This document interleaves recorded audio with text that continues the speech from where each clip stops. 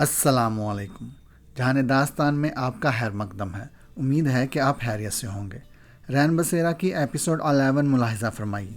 دوسرے دن عارفہ فیکٹری پہنچی تو وہ بالکل چاقو چوبند تھی۔ اس کے چہرے سے لگتا ہی نہ تھا کہ یہ کل اسپتال میں داخل تھی۔ وہ مسکراتی ہوئی شاہ میر کے کمرے میں داخل ہوئی۔ اسے دیکھ کر شاہ میر کے منہ سے بے اختیار نکلا ماشاء اللہ۔ وہ اس کے سامنے کرسی کھینچ کر بیٹھ گئی۔ چند لمحے تو اس سے کچھ بولا ہی نہیں گیا۔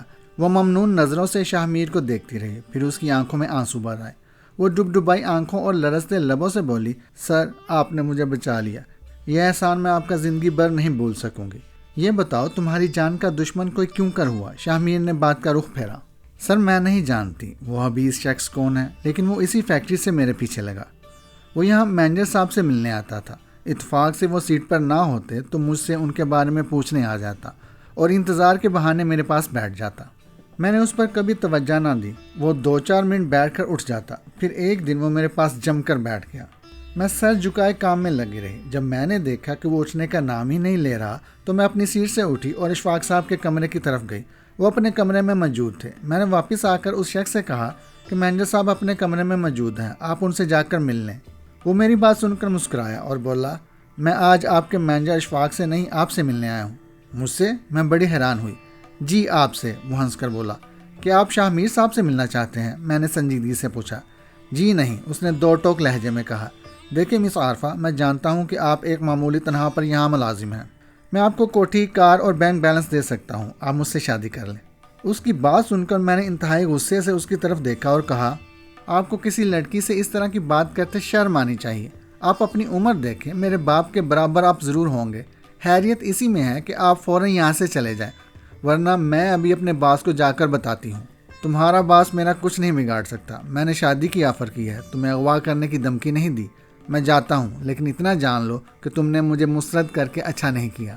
یہ کہہ کر وہ اشفاق صاحب سے ملے بغیر دفتر سے باہر نکل گیا اور دوبارہ کبھی پلٹ کر نہیں آیا۔ ہو سکتا ہے یہ جادو ٹونے کا چکر اس نے چلایا ہو۔ عارفہ نے اپنی بات تفصیل سے بتا کر خاموشی اختیار کی۔ عارفہ تم نے بڑی غلطی کی، تمہیں فوراً مجھے بتانا چاہیے تھا، شاہ میر نے اسے ڈانٹا۔ سر اس کے بعد وہ حبیث شخص پلٹ کر نہیں آیا۔ بات آئی گئی ہوگی، البتہ وہ میرا پیچھا نہ چھوڑتا تو ضرور آپ کا علم میں لاتی۔ میں نے آپ کو پریشان کرنا مناسب نہ سمجھا، عارفہ نے سادگی سے کہا۔ میں اشفاق سے پوچھتا ہوں کہ وہ کون شخص تھا، اس نے غصے میں آ کر تم پر انتہائی خطرناک جادو کروایا۔ زندگی تھی کہ تم بچ گئی، شاہ میر تشویش بھرے لہجے میں بولا۔ اس شخص کا یہاں داخلہ بند ہونا چاہیے۔ عارفہ کے جانے کے بعد شاہ میر نے ریحان نجمی کو فون کیا اور اس حبیث شخص کا احوال سنایا، عارفہ نے جس کی پیشکش ٹھکرا کر خود کو عطاب میں مبتلا کر لیا تھا۔ اس شخص کا نام کیا ہے؟ ریحان نجمی نے تفصیل سننے کے بعد پوچھا۔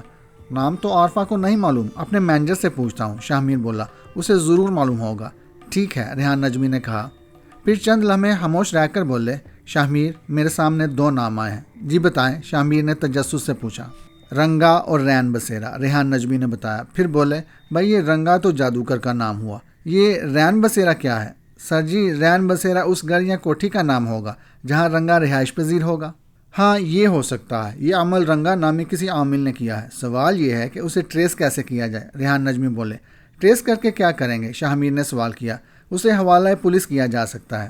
پولیس کیا کرے گی؟ اسے باری رقم لے کر چھوڑ دے گی اور آئندہ کے لیے تعلقات استوار کر لے گی۔ ایسے لوگ تو پولیس کے بہت کام آ سکتے ہیں، شاہ میر نے کہا۔ یہ جعلی پیر عامل اور جادو ٹونے والے لوگوں کو کس قدر نقصان پہنچا رہے ہیں، ان کے خلاف کوئی ایکشن نہیں لیتا، ریحان نجمی افسردگی سے بولے۔ ایکشن کون لے جب ہم خود ہی محبوب تمہارے قدموں میں ہیں اور جو چاہو پاؤ جیسے اشتہار پڑھ کر ان موت کے کنووں میں چھلانگ لگائیں؟ تو کسی کو کیا ضرورت ہے کہ وہ ان کے خلاف کارروائی کرے؟ پھر یہ کیسے ثابت کیا جائے کہ یہ جادو اس شخص نے کیا ہے؟ اب آپ عارفہ والے معاملے کو ہی لے لیں۔ آپ نے اپنے علم کے زور پر اس حبیث جادوگر کا نام تو معلوم کر لیا، لیکن یہ کیسے ثابت کریں گے کہ یہ قاتلانہ حملہ رنگا نامی شخص نے کیا ہے؟ شاہ میر نے ٹھہرے ہوئے انداز میں مربوط تجزیہ پیش کیا۔ پھر یہ لعنت کس طرح ختم ہوگی؟ ریحان نجمی نے سوال کیا۔ ان باباؤں اور جعلی عاملوں کی دکانوں پر تالے لگا دیے جائیں، اشتہارات پر پابندی عائد کر دی جائے، پولیس دیانتداری سے معصوم لوگوں کو لوٹنے والے ان لٹیروں پر سختی سے نگرانی رکھے تو یقینی طور پر ان جرائم میں کمی واقع ہو جائے گی، شاہ میر نے جواب دیا۔ شاہ میر صاحب یہاں کوئی کچھ کرنے والا نہیں، ریحان نجمی وثوق سے بولے۔ آپ ٹھیک کہتے ہیں، شاہ میر نے گہرا سانس لے کر تائید کی۔ اب ہمیں برائی سے لڑنا ہوگا، ریحان نجمی نے پرعزم لہجے میں کہا۔ ضرور، میں آپ کے ساتھ ہوں، شاہ میر نے انہیں یقین دلایا۔ صبح تک عذرا کی زبان مکمل طور پر بند ہو چکی تھی، ہاتھ پاؤں بے جان ہو گئے، بس اس کی آنکھیں کھلی تھی اور وہ اپنے سر کو دائیں بائیں جنبش دے سکتی تھی۔ اگرچہ ٹیلی فون کی کالز بہت کم آتی تھی، اس کے باوجود ظفر نے احتیاطاً ٹیلی فون کا تار الگ کر دیا تھا۔ رات کو وہ بیڈ پر عذرا کے ساتھ نہیں سویا تھا، وہ باہر صوفے پر سو گیا تھا۔ صبح اٹھ کر اس نے پورے اطمینان سے ناشتہ کیا، پھر وہ بیڈ روم میں داخل ہوا۔ عذرا کی نظریں دروازے پر تھی، لیکن جیسے ہی اس نے ظفر کو اندر آتے دیکھا تو فوراً آنکھیں بند کر لیں۔ ہاں عذرا جی، کیا حال ہے؟ رات کو کیسی نیند آئی؟ ظفر نے ہنستے ہوئے پوچھا۔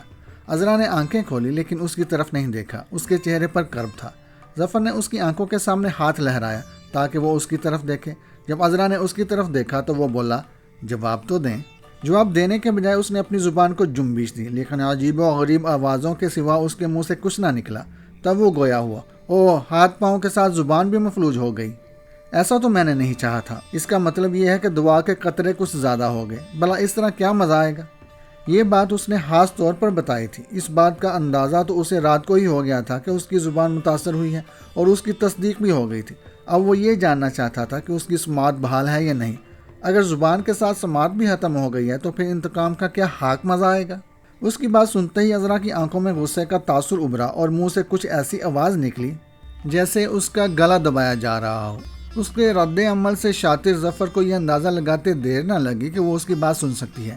یہ اچھا ہوا کہ تم میری بات سن سکتی ہو اور میری شکل دیکھ سکتی ہو۔ اب سنو میری بات، تم اب کشمالہ سے انتقام نہیں لے سکو گی۔ تمہاری زندگی اسی بیڈ پر گزرے گی، مفلوج حالت میں۔ تم نے مجھ پر جوتا اٹھایا تھا، اور وہ بھی نورین کے سامنے۔ تم نے سوچا تھا کہ میں نے اسے شادی کر لی ہے۔ تمہارا یہ خیال میں یقین میں بدل دوں گا۔ ایک دن میں اسے یہاں لے کر آؤں گا، اور پھر جو کچھ تمہارے سامنے ہوگا وہ تمہاری آنکھوں میں انگارے بھر دے گا۔ بس اب تم دیکھتی جاؤ کہ میں تمہارے ساتھ کرتا کیا ہوں۔ یہ کہہ کر وہ الماری سے کپڑے نکالنے لگا۔ کپڑے نکالتے ہوئے جب اس نے عذرا پر نظر ڈالی تو اس کی آنکھیں بند تھی اور ہونٹ کپ کپا رہے تھے۔ وہ اپنی بے بسی پر رو رہی تھی۔ آنسو اس کی بند آنکھوں سے بہہ رہے تھے۔ تمہاری آنکھوں سے آنسو بہتے دیکھ کر میں بہت خوش ہوں۔ چلو، تمہیں رونا تو آیا۔ اب تک تو تم نے دوسروں کو رلانا ہی سیکھا تھا، اس نے انتہائی تلخ لہجے میں کہا۔ ظفر مشتاق نے جلدی جلدی کپڑے تبدیل کیے، دروازے میں لگا تالا کھول کر واپس کمرے میں آیا اور بولا، عذرا جی، میں باہر جا رہا ہوں، باہر سے تالا لگا جاؤں گا۔ آپ آرام فرمائیں۔ کچھ کھانے پینے کی خواہش ہو تو اس حکم کے غلام کو آواز دے لینا۔ اس غلام کی روح ہر خدمت بجا لائے گی۔ میں چلتا ہوں۔ آپ زندہ رہیں تو رات کو ملاقات ہوگی، اوکے؟ جواب میں عذرا کے منہ سے عجیب و غریب آوازیں نکلیں، لیکن ظفر نے پلٹ کر نہ دیکھا۔ باہر نکل کر دروازے میں تالا لگایا اور تیزی سے سیڑھیاں اترنے لگا۔ صبح گھر پر تالا لگنا معمول کی بات تھی۔ عذرا کالج سے 3-4 بجے لوٹتی تھی، لہٰذا اس اثنا میں کسی کے آنے کی امید نہ تھی۔ البتہ واسفہ کبھی کبھار شام کو ادھر نکل آتی تھی۔ ظفر رین بسیرا سے رات گئے واپس آتا تھا، اس لیے اس نے سوچا کہ واسفہ اتفاق سے شام کو چکر لگائے اور دروازے پر تالا پا کر الجھن کا شکار ہو، وہ اس کے اسکول ہوتا ہوا کیوں نہ چلا جائے۔ واسفہ نے اسے دیکھ کر کہا، خیریت؟ ہاں بالکل خیریت ہے، میں صبح ہی عذرا کو بس میں بٹھا کر آ رہا ہوں۔ وہ ایک سیمینار میں شریک ہونے اسلام آباد گئی ہے، ظفر نے بتایا۔ ہیں، اسلام آباد چلی گئی؟ مجھے بتا کر بھی نہیں گئی۔ واسفہ نے سنتے ہی غصے کا اظہار کیا۔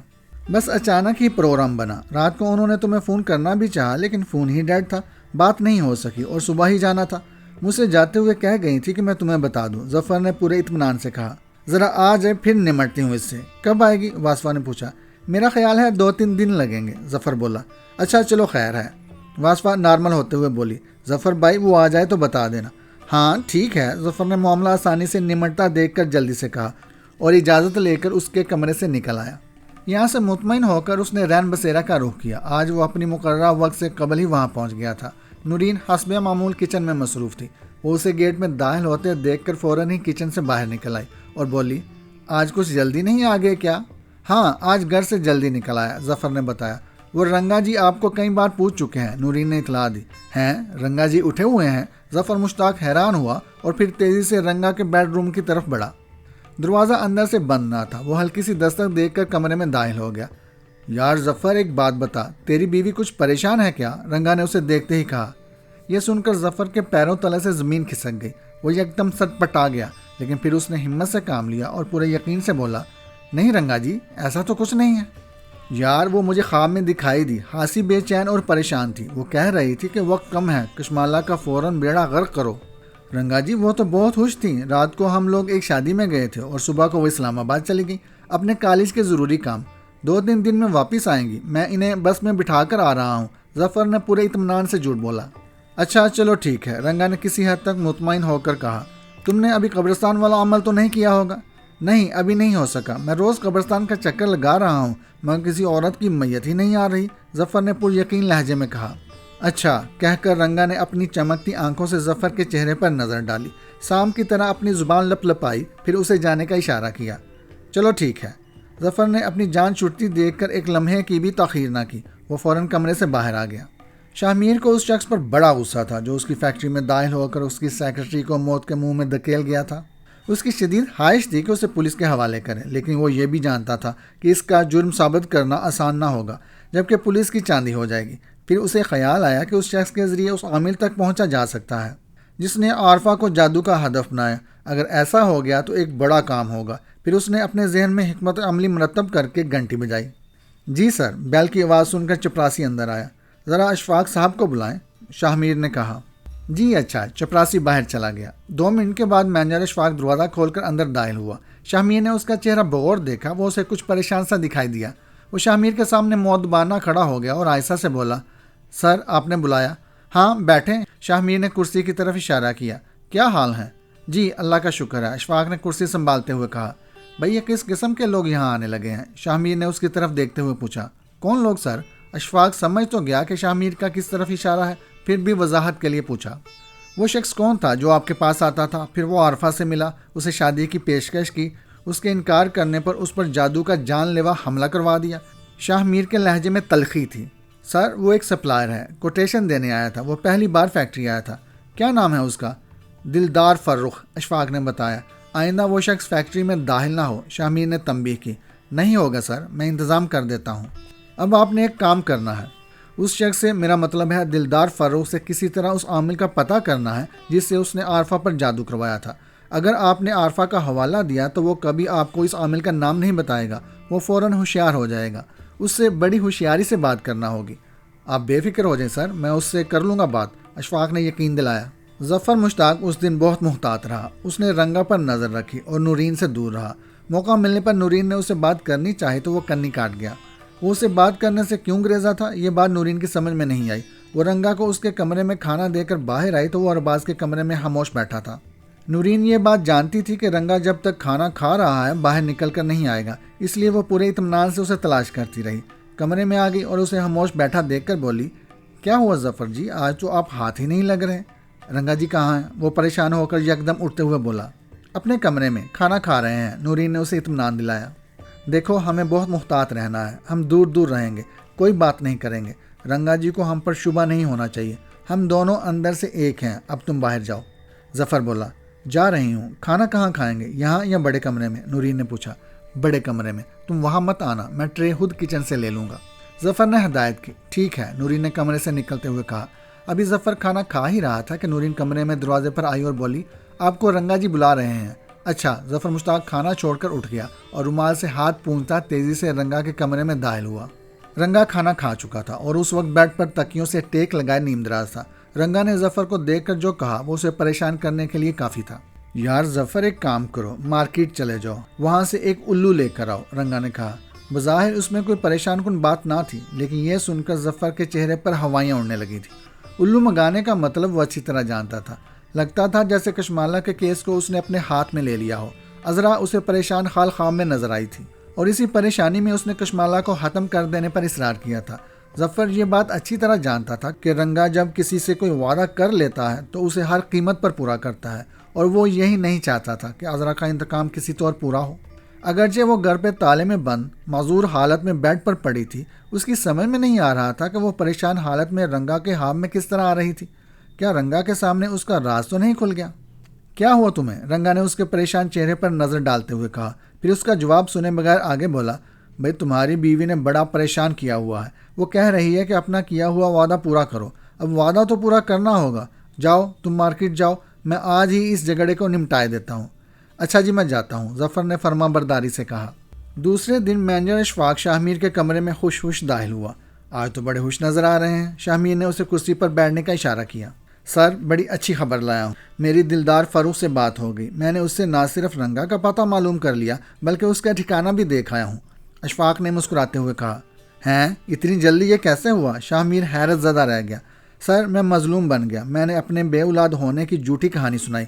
اسے بتایا کہ ہم نے کہاں کہاں علاج نہیں کرایا لیکن کہیں سے کوئی فائدہ نہیں ہوا. اولاد نہ ہونے کی وجہ سے میری بیوی بہت دکھی ہے. دکھ بھری داستان سنانے کے بعد میں نے اس سے کہا کہ اگر اس کا علم میں کوئی اچھا عامل ہو تو بتائے. میری کہانی سے وہ بڑا متاثر ہوا. فوراً بولا کہ میں ایک بابا کا پتہ بتائے دیتا ہوں, جا کر اس سے مل لو. اس نے ملنے کا وقت اور اس کی فیس وغیرہ بتائی. میں نے تفصیل سے اس کا پتہ نوٹ کیا اور وقت ضائع کیے بغیر موٹر سائیکل پر مطلوبہ پتہ ڈھونڈنے ہی نکل گیا. اس علاقے میں پہنچ کے زیادہ تگ و دو نہیں کرنی پڑی, آسانی سے پہنچ گیا. رنگا نامی بابا جہاں رہائش پذیر ہے اس گھر کا نام رین بسیرا ہے. اشفاق نے فہریہ بیان کرتے ہوئے کہا, بھئی آپ نے تو زبردست کارنامہ انجام دیا ہے. شاہ نے تحسین آمیز لہجے میں کہا, کس علاقے میں ہے یہ رین بسیرا؟ اشفاق ایک کاغذ پر اس کا مکمل ایڈریس اور جائے وقوع کا نقشہ بنا کر لایا تھا. وہ کاغذ اس نے شاہ میر کے سامنے رکھ دیا. شاہ میر نے اس کاغذ کو بغور دیکھا اور پھر اس سے ایک فائل میں رکھتا ہوا بولا, چلیں ہمارا کام تو ہو گیا, اب اس بات کا خیال رکھیے گا کہ وہ فیکٹری میں داخل نہ ہونے پائے. میں نے اس کا انتظام کر دیا ہے, ویسے میرا خیال ہے کہ وہ اب ادھر کا رخ نہیں کرے گا. اشفاق بولا, عارفہ کے حوالے سے تو کوئی بات نہیں ہوئی؟ شاہ میر نے پوچھا. نہیں سر, اس سے میں نے عارفہ کی کوئی بات ہی نہیں کی. اگر ایسا کرتا تو وہ چونک جاتا. وہ سمجھتا ہے کہ ہمیں اس حوالے سے کچھ معلوم نہیں ہے. اشفاق نے بتایا, کسی دن میں آپ کے ساتھ رین بسیرا چلوں گا, آخر دیکھوں تو یہ رنگا بابا چیز کیا ہے. شاہ میر نے اشتیاق بھرے لہجے میں کہا, ٹھیک ہے سر, جب آپ کہیں گے چلیں گے. اشفاق بولا, رنگا جی میں لے آیا ہوں. ظفر نے پنجرے میں بند الو کی طرف اشارہ کر کے کہا, چیک کر لیا, بیمار تو نہیں ہے؟ رنگا نے پوچھا. نہیں جی, بالکل صحت مند ہے. ظفر پنجرا گھماتے ہوئے بولا. اچھا پھر ایسا کرو, اس کے پیر اور پر باندھ دو. رنگا نے ہدایت کی. ٹھیک ہے جی, میں باندھ کر لاتا ہوں. ظفر پنجرے کے ساتھ باہر نکلنے لگا. ظفر پنجرا یہیں چھوڑ دو, باہر سے ڈوری لے آؤ, احتیاط کرنی چاہیے, کہیں باہر یہ تمہارے ہاتھ سے نکل نہ جائے. رنگا نے کچھ سوچ کر کہا, جی اچھا. یہ کہہ کر ظفر نے پنجرا فرش پر رکھا اور کمرے سے باہر نکل گیا. تھوڑی دیر میں واپس آیا تو اس کے ہاتھ میں نائلون کی باریک ڈوری اور تیز چھری تھی. چھری سے اس نے نائلون کی ڈوری کے 2 ٹکڑے کیے اور پنجرے کے سامنے بیٹھ گیا. میں آؤں یا کر لو گے؟ رنگا نے پوچھا. آپ بیٹھیں, اس کے لیے میں اکیلا کافی ہوں. ظفر نے ہنس کر کہا. پھر اس نے بڑی تیزی سے پنجرا کھول کر اسے پنجوں سے پکڑ کر باہر نکالا, الٹا لٹکایا اور بڑی چابک دستی سے اس کے پیر باندھ دیے. پھر زمین پر لٹا کر سیدھا کیا اور اس کے پھڑپھڑاتے پروں کو دبوچا اور دونوں پر پکڑ کر تیزی سے انہیں ڈوری سے باندھ دیا اور پھر بڑے ماہرانہ انداز میں زمین پر پھینک دیا اور رنگا کی طرف دیکھا. رنگا نے کروٹ سے لیٹے الو پر ایک نظر ڈال کر کہا, نورین کہاں ہے؟ وہ کچن میں ہے. ظفر نے بتایا. ٹھیک ہے, دروازہ بند کر دو. رنگا بیڈ سے اٹھتے ہوئے بولا.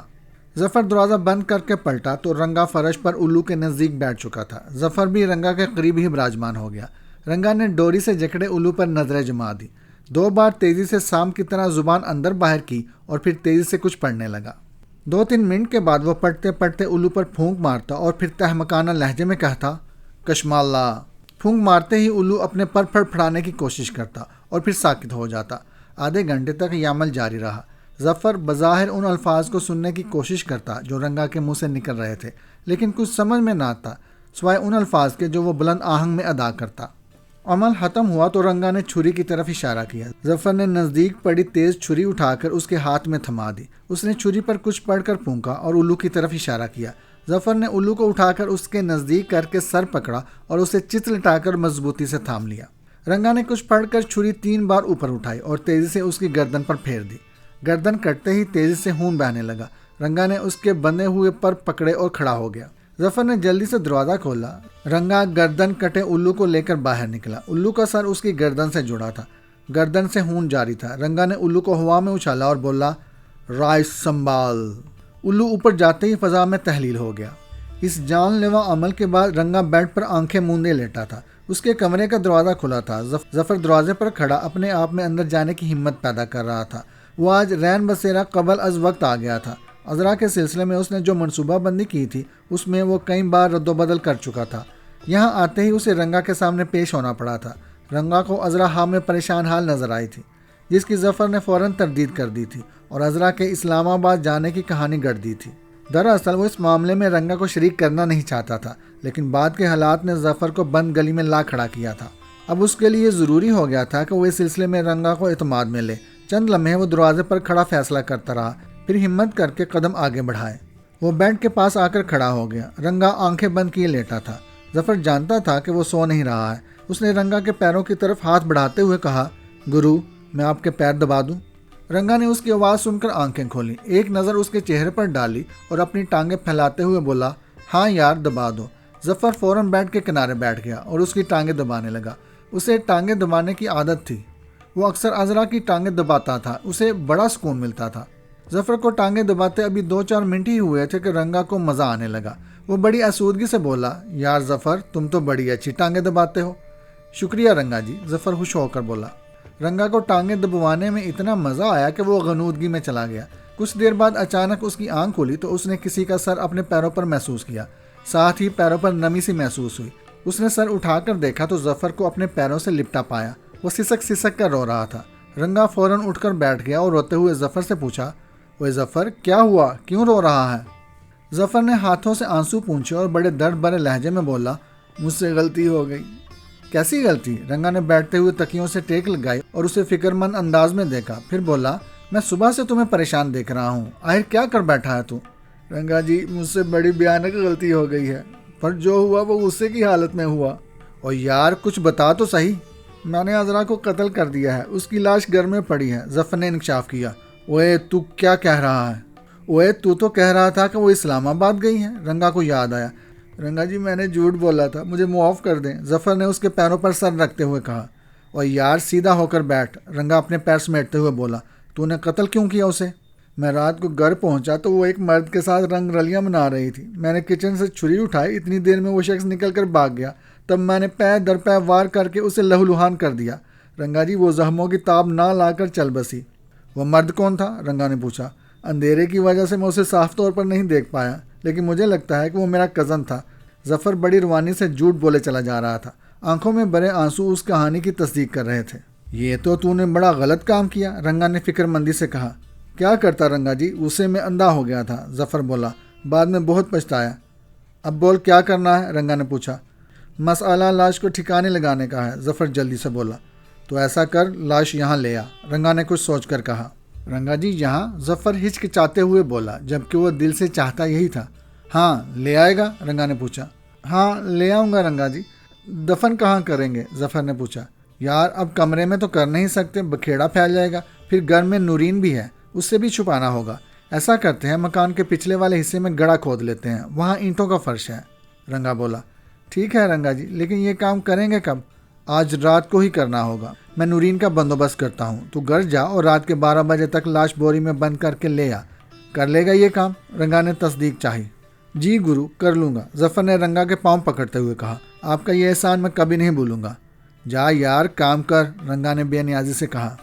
ظفر ہوش اٹھا، اس کے نزدیک یہ ایک بہت بڑا کام ہو گیا تھا اور بدمزگی کے بغیر رنگا نے عذرا کی موت کو قبول کر لیا تھا۔ اسے شبہ تھا کہ وہ اس معاملے میں اس کی سرزنش ضرور کرے گا۔ اس کے ہاتھ سے اس کی پسندیدہ عورت نکل گئی تھی۔ ظفر پورے انتظام سے گھر پہنچا تھا۔ اس نے اندھیرے میں ہاتھ سے ٹٹول کر چابی تالے میں ڈالی اور اندر داخل ہو گیا، فوراً دروازہ بند کر لیا۔ دروازہ بند کرنے کے بعد اس نے ڈرائنگ روم میں لگی ٹیوب لائٹ کے بجائے سائڈ ٹیبل پر رکھا لیمپ روشن کیا۔ وہ محتاط رہنا چاہتا تھا تاکہ پاس پڑوس میں اس کی آمد کی خبر نہ ہو۔ بیڈ روم میں بھی اس نے لائٹ کے بجائے لیمپ آن کیا۔ لیمپ کی روشنی میں اس نے عذرا کے چہرے پر نظر ڈالی، وہ آنکھیں بند کیے بے سدھ پڑی تھی۔ اس نے اپنے دونوں ہاتھوں سے اس کے گالوں کو تھپ تھپایا۔ اس نے آنکھیں پھر بھی نہ کھولی، تب اس نے زور زور سے اس کے منہ پر تھپڑ رسید کیے۔ اس کا جی چاہا کہ اپنی چپل اٹھا کر اس کے منہ پر برسا دے۔ اس سے پہلے کہ وہ اپنی چپل بیڈ کے نیچے سے نکال کر اس پر برساتا، اسے خیال آیا کہ یہ زندہ بھی ہے کہ نہیں۔ چپل چھوڑ کر وہ اس کی سانس چیک کرنے لگا، دل کی دھڑکن محسوس کرنے کی کوشش کی، لیکن وہ کامیاب نہ ہو سکا۔ تب اس نے کچھ سوچ کر اپنی چٹکی سے اس کی ناک بند کر دی۔ اگر اسے سانس آ رہی ہوگی تو سانس لینے کے لیے اپنا منہ کھولے گی، لیکن ایسا کچھ نہ ہوا۔ کافی دیر ناک بند کرنے کے باوجود اس میں جنبش نہ ہوئی۔ تب اسے یقین ہو گیا عذرا چل بسی ہے۔ عذرا ہر عذاب سے نجات پا گئی تھی، لیکن جاتے جاتے وہ کشمالہ کو عذاب میں مبتلا کر گئی تھی۔ آدھی رات کو جب ظفر رین بسیرا کا گیٹ کھول کر اندر داخل ہوا تو رنگا کو اپنے سامنے کھڑا پایا۔ رنگا نے نورین کو ایک قطرہ دوا دے کر اسے مدہوش کر دیا تھا، پھر احتیاطاً اس نے کمرے کا دروازہ باہر سے بھی بند کر دیا تھا۔ اس وقت وہ باہر ٹہل رہا تھا کہ گیٹ کا تالا کھلنے کی آواز سن کر وہ گیٹ کے نزدیک آ گیا۔ ظفر نے رنگا کو اپنے سامنے دیکھ کر سکھ کا سانس لیا۔ ظفر کو خالی ہاتھ اندر آتے دیکھ کر رنگا نے پوچھا، ہاں کیا ہوا؟ رنگا جی لے آیا ہوں، ظفر نے واپس باہر جاتے ہوئے کہا۔ او یار جلدی کر۔ تب وہ گیٹ پر پڑی بوری کو اندر گھسیٹ کر لے آیا، پھر اس نے تیزی سے گیٹ بند کیا اور بوری گھسیٹ کر اندر کی طرف بڑھا۔ ظفر نے بہت احتیاط سے عذرا کی لاش کو بوری میں پیک کیا تھا۔ اس نے لاش کو بوری میں ڈال کر اس کے دائیں بائیں اوپر نیچے عذرا کے کپڑے ٹھونس دیے تھے، پھر بوری کا منہ سی کر بوری کو نائلون کی ڈوری سے کس دیا تھا۔ یہ دور سے دیکھنے میں ایسے لگ رہی تھی جیسے بوری میں کپڑے بھرے ہوئے ہوں۔ او یار، کوئی مسئلہ تو نہیں بنا؟ رنگا نے اس کے ساتھ چلتے ہوئے پوچھا۔ نہیں رنگا جی، آرام سے یہاں تک پہنچ گیا، ظفر نے جواب دیا۔ کیسے لایا؟ رکشہ سے؟ سوال ہوا۔ نہیں، رکشے میں آنا اس کا مشکل تھا، میں تانگے سے لایا ہوں، اور ایک نہیں 2 تانگوں میں لایا ہوں، ظفر رک کر بولا۔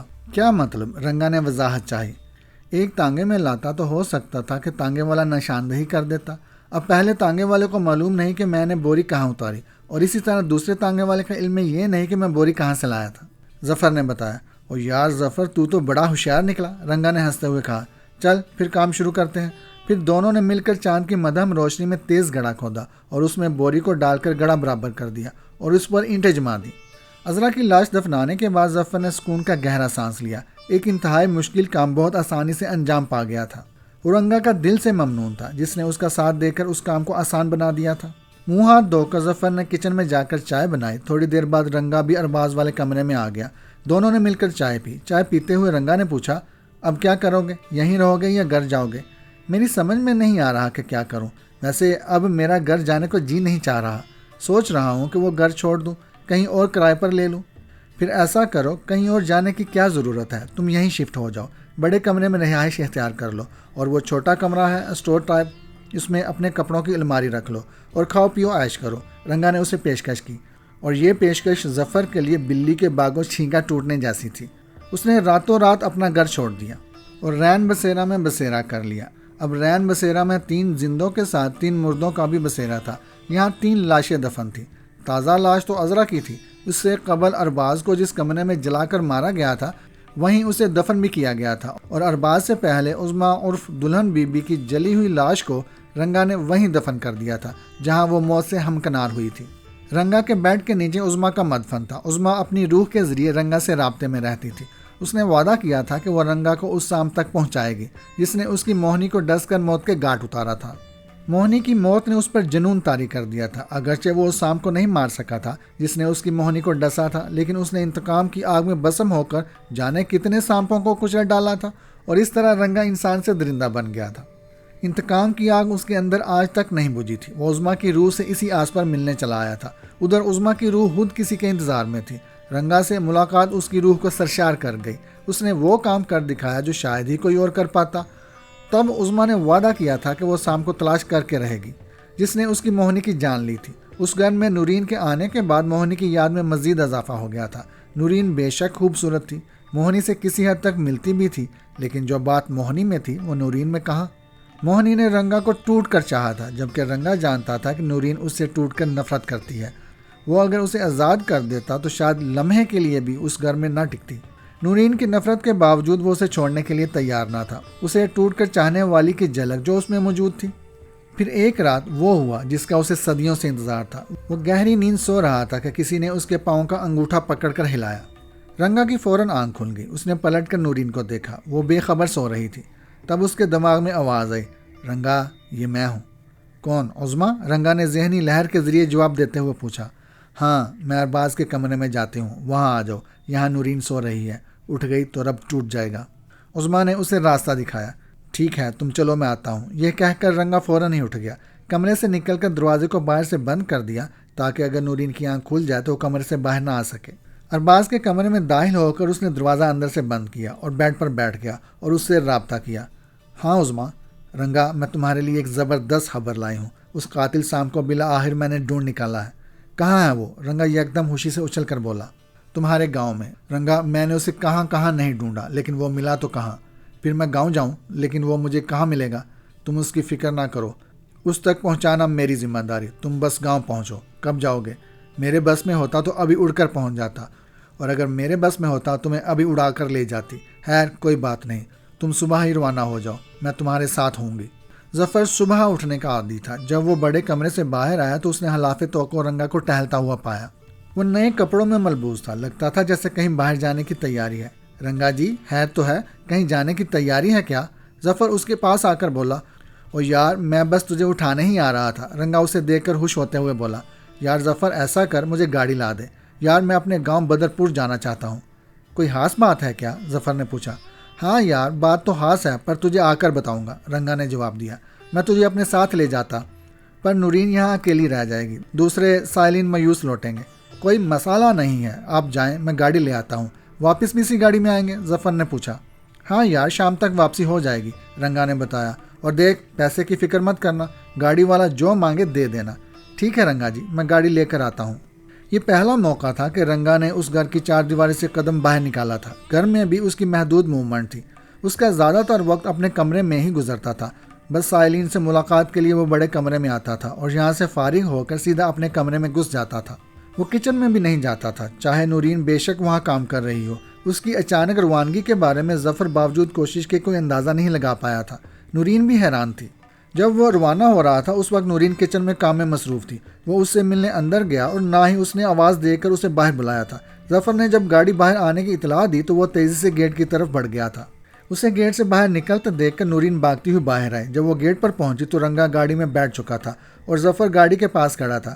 گاڑی چلی تو جانے کیا سوچ کر اس نے پیچھے مڑ کر دیکھا، اسے گیٹ پر نورین کھڑی نظر آئی۔ اس نے یکدم ہاتھ اٹھا کر اسے الوداع کہا اور پھر سیدھا ہو کر بیٹھ گیا۔ گاڑی کو جاتے ہوئے دونوں نے دیکھا اور جب وہ گلی سے باہر نکل گئی تو ظفر گیٹ کی طرف بڑھا۔ گیٹ بند کر کے جب ظفر پلٹا تو نورین نے بے قراری سے پوچھا، یہ کہاں گیا؟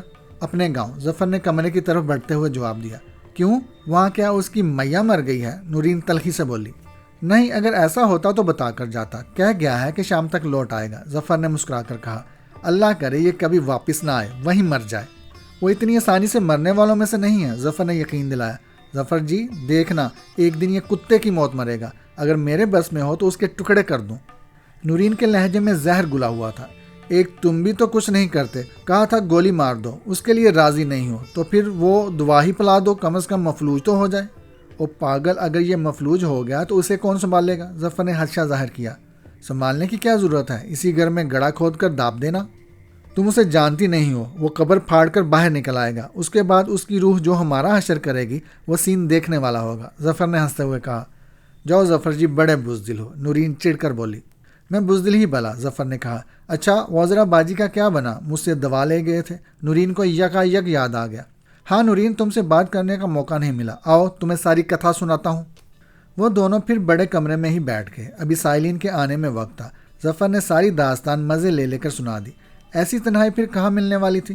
وہ بڑی دلچسپی سے ایک ایک بات سنتی رہی۔ ظفر نے اسے ہر بات بتائی مگر کہانی کے انجام سے بے خبر رکھا۔ یہ تو بتا دیا کہ وہ چل بسی، لیکن یہ نہ بتایا کہ چل بسنے کے بعد بوری میں بند اس کی لاش اس گھر کے عقب میں دفن ہے۔ اس گھر میں عذرا کے علاوہ 2 لاشیں اور بھی دفن تھیں۔ اس کے بارے میں وہ کچھ نہ جانتی تھی اور نہ ہی رنگا اور ظفر چاہتے تھے کہ کسی تیسرے کو ان لاشوں کا علم ہو۔ رنگا دوپہر سے پہلے ہی بدرپور پہنچ گیا تھا۔ گاؤں خاصا بدل گیا تھا، کچے پکے مکانوں کی تعداد میں اضافہ ہو گیا تھا، لیکن وہ گاؤں میں داخل نہیں ہوا تھا۔ وہاں جانے کا کوئی فائدہ بھی نہیں تھا۔ گاؤں سے نکلے اسے ایک طویل عرصہ ہو گیا تھا۔ وہاں کوئی جاننے والا نہ تھا، اگر جاننے والا ہوتا بھی تو اس کی شکل اتنی تبدیل ہو گئی تھی کہ جاننے کے باوجود کوئی اسے پہچان نہ پاتا۔ اسے اس درخت کے نیچے پہنچنا تھا جہاں ان کی محبت پروان چڑھی تھی، اور اسی درخت کے نیچے جب وہ اپنی یادیں تازہ کر رہے تھے تو اس ظالم نے ڈس کر رنگا کی دنیا اجاڑ دی تھی۔ اور یہ بھی بڑی عجیب بات تھی کہ جس شام کی دنیا بھر میں تلاش جاری تھی وہ اسی درخت کے نیچے بسیرا کیے ہوئے تھا۔ گاڑی کو اسے تھوڑے فاصلے پر چھوڑنا پڑا تھا کیونکہ اس درخت تک گاڑی کا آنا ممکن نہ تھا۔ اس نے ڈرائیور کو گاڑی میں ہی بیٹھنے کی ہدایت کی تھی۔ وہ اس معاملے میں اسے شریک نہیں کرنا چاہتا تھا۔ عظمیٰ نے اسے ہر چیز کھول کر بتا دی تھی۔ جوں وہ درخت کے نزدیک پہنچ رہا تھا اس کے دل کی حالت خراب ہوتی جا رہی تھی۔ اسے وہ سب یاد آ رہا تھا جب وہ موہنی کے ساتھ یہاں آیا تھا۔ اس دن وہ شہر منتقل ہو رہے تھے، یہاں وہ بس اپنے لو اسپاٹ کو آخری بار دیکھنے آئے تھے۔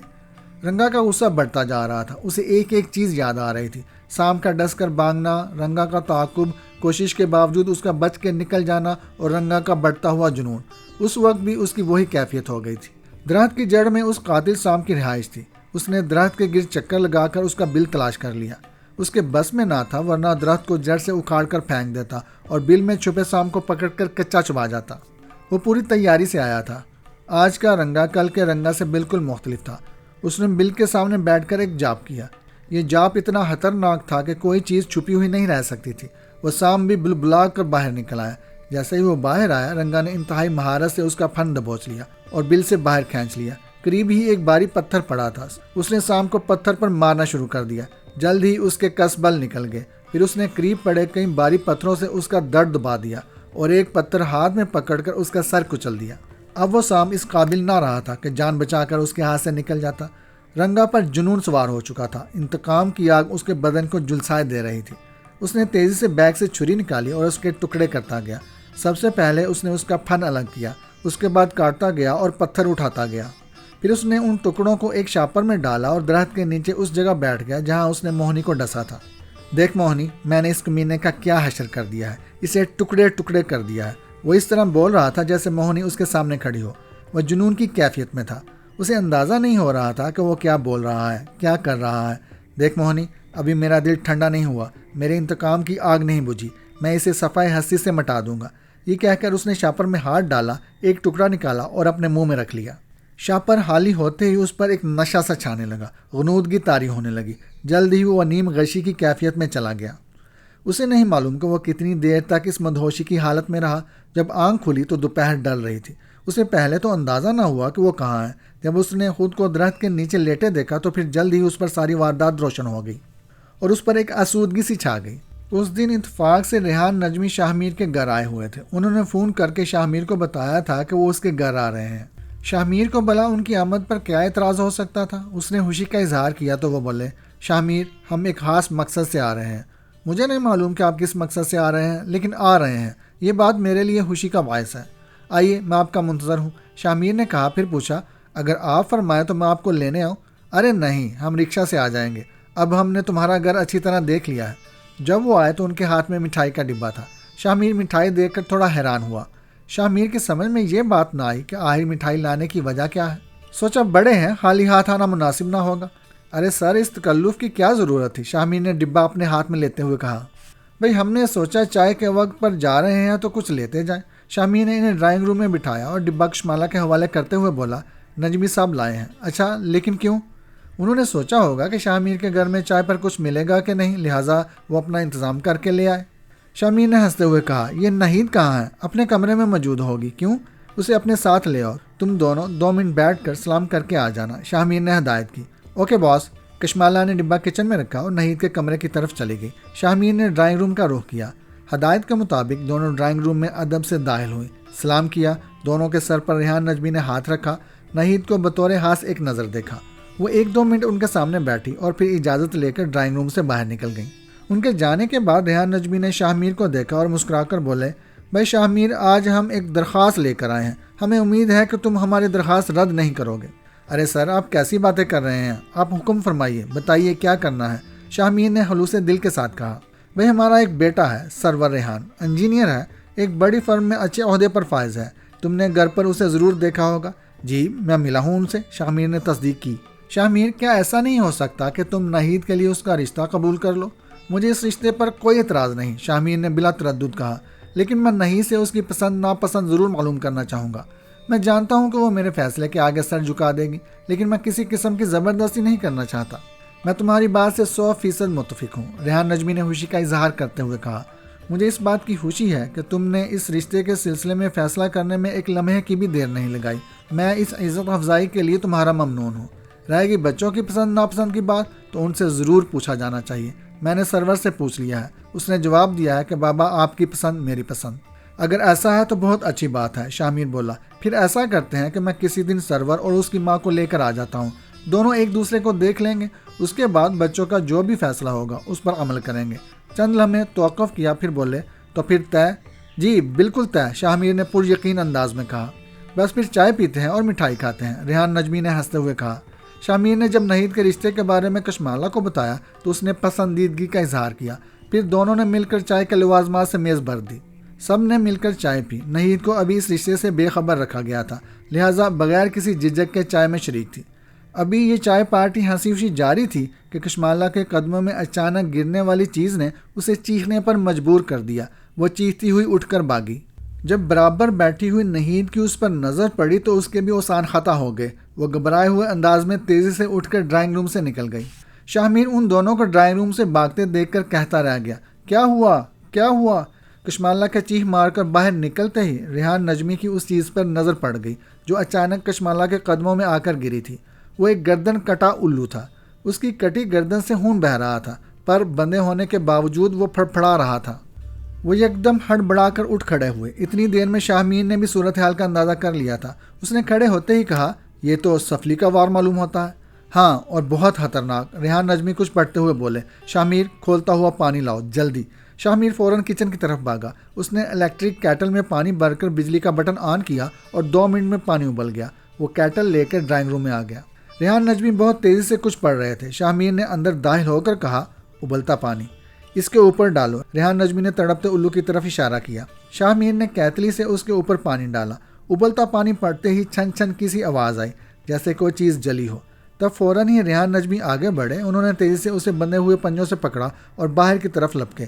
کھلے آسمان تلے آ کر گردن کٹے الو کو تیزی سے ایک چکر دیا اور ہوا میں اچھال دیا۔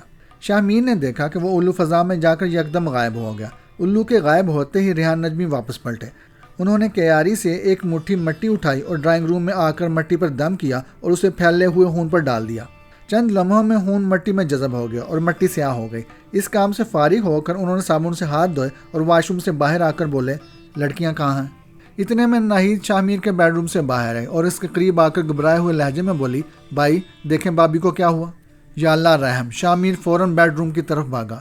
کشمالہ بیڈ پر بے سود لیٹی ہوئی تھی۔ اسے شاید سردی لگ رہی تھی۔ شاہ میر نے الماری سے کمبل نکال کر اس پر ڈالا اور نہید سے کہا، ریحان صاحب کو بلا کر لاؤ۔ ریحان نجمی بیڈ روم کے دروازے پر ہی کھڑے تھے۔ وہ شاہ میر کی آواز سن کر اندر آ گئے۔ ہاں کیا ہوا؟ ریحان صاحب دیکھیں کشمالہ کو کیا ہوا ہے۔ شاہ میر نے کانپتی ہوئی کشمالہ کو اچھی طرح کمبل اڑاتے ہوئے کہا، انہیں سخت سردی لگ رہی ہے۔ میرا بایاں ہاتھ سن ہو رہا ہے، دماغ کھول رہا ہے۔ کشمالہ منہ سے کمبل ہٹا کر کمزور آواز میں بولی۔ شاہ میر نے اس کا بایاں ہاتھ پکڑ کر تیزی سے سہلایا۔ اس کی ہتھیلی کو اپنے دونوں ہاتھوں میں لے کر رگڑا۔ ریحان نجمی نے ایک نظر اس کے چہرے پر ڈالی اور بایاں ہاتھ کی انگلیوں کے ناخنوں کو بغور دیکھا، پھر بولے، شاہ میر پانی۔ نہید یہ سن کر باہر بھاگی اور ایک گلاس میں آنن فانن پانی لے آئے۔ اس نے گلاس آگے بڑھایا، یہ لیں۔ ریحان نجمی نے گلاس ہاتھ میں لے کر تیزی سے کچھ پڑا اور پانی پر دم کیا۔ پھر انہوں نے گلاس شاہ میر کو دیتے ہوئے کہا، پانی پلائیں جلدی۔ شاہ میر نے کشمالہ کا سر اٹھا کر گلاس اس کے منہ سے لگایا۔ کشمالہ نے پانی پیا۔ اسے پیا ہی نہیں جا رہا تھا۔ ہونٹوں کے کناروں سے پانی باہر آ رہا تھا۔ تم تو ٹھیک ہو؟ ریحان نجمی نے نہید کی طرف دیکھ کر پوچھا۔ جی میں ٹھیک ہوں، نہید نے فوراً جواب دیا۔ مجھے سردی لگ رہی ہے، کشمالہ بمشکل بولی۔ شاہ میر نے اس پر 2 کمبل ڈال کر اچھی طرح چاروں طرف سے ڈھک دیا۔ ریحان نجمی کرسی پر بیٹھ کر تیزی سے کچھ پڑھتے اور پھر کمبل ہٹا کر اس کے چہرے پر دم کرتے۔ انہوں نے پھر شاہ میر کی طرف اشارہ کیا، اسے کچھ پڑھنے کو بتایا اور اس کا ہاتھ دبا کر دم کرنے کی ہدایت کی۔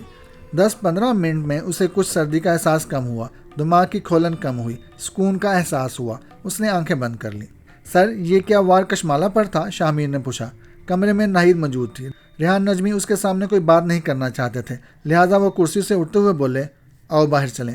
نہید تم یہیں بیٹھو، شاہ میر نے اٹھتے ہوئے کہا، کوئی مسئلہ ہو تو فوراً بتانا۔ جی اچھا بھائی۔ وہ دونوں ڈرائنگ روم میں آئے تو یہاں سیاہ مٹی پھیلی ہوئی تھی۔ انہوں نے مٹی کی طرف اشارہ کرتے ہوئے کہا، اس مٹی کو فوراً دفن کرنا ہے۔ بتائیے کہاں؟ شاہ میر نے پوچھا۔ سامنے کیاری میں گڑھا کھودنا ہوگا۔ کوئی مسئلہ نہیں، میں چند منٹوں میں کھودے دیتا ہوں۔ 5 منٹ کے اندر سیاہ مٹی کیاری میں گڑھا کھود کر دفنا دی گئی اور کچھ پڑھ کر ابلتا پانی اس پر ڈال دیا گیا۔ پھر وہ ڈرائنگ روم میں آ بیٹھے۔ ریحان نجمی آنکھیں بند کر کے کچھ پڑھنے لگے، پھر یکدم آنکھیں کھول کر شاہ میر کی طرف دیکھا اور افسردہ لہجے میں بولے، یہ سفلی کا انتہائی مہلک وار تھا۔ اس کا ہدف کشمالہ ہی تھی۔ یہ اس کی خوش قسمتی ہے کہ میں یہاں موجود تھا، ورنہ کشمالہ کو بھاری نقصان پہنچ جاتا۔ جان کے لالے پڑ سکتے تھے۔ یہ کمینہ ہے کون؟ آخر کشمالہ نے کسی کا کیا بگاڑا ہے؟ شاہ میر نے غصے سے کہا، یہ معلوم کرنا کوئی مشکل کام نہیں۔ ایک رات رک جاؤ، میں کل صبح پوری تفصیل سے بتا دوں گا کہ کس نے کیا ہے اور کس نے کروایا ہے۔ ریحان نجمی اسے اطمینان دلاتے ہوئے بولے، یہ واقعی اللہ کا بڑا احسان ہے کہ آپ گھر پر موجود تھے، ورنہ جانے کیا ہوتا۔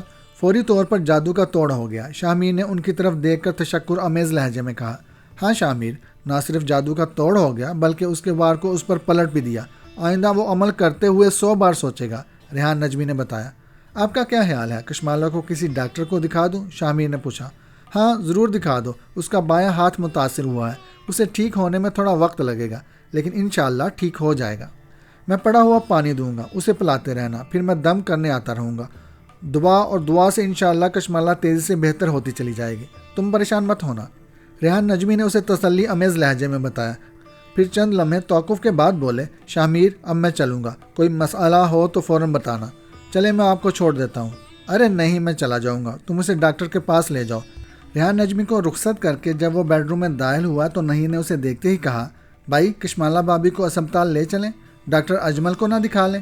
شاہ میر نے فیملی ڈاکٹر کا نام لیا۔ نہیں بھائی، ان پر فالج کا حملہ ہوا ہے، اسپتال لے جانا ضروری ہے، وہاں کوئی نیورو سرجن دیکھ لے گا، نہید نے مشورہ دیا۔ چلو پھر چلتے ہیں، شاہ میر نے اتفاق کیا۔ اس نے کشمالہ کے چہرے سے کمبل ہٹایا، وہ آنکھیں بند کیے لیٹی تھی۔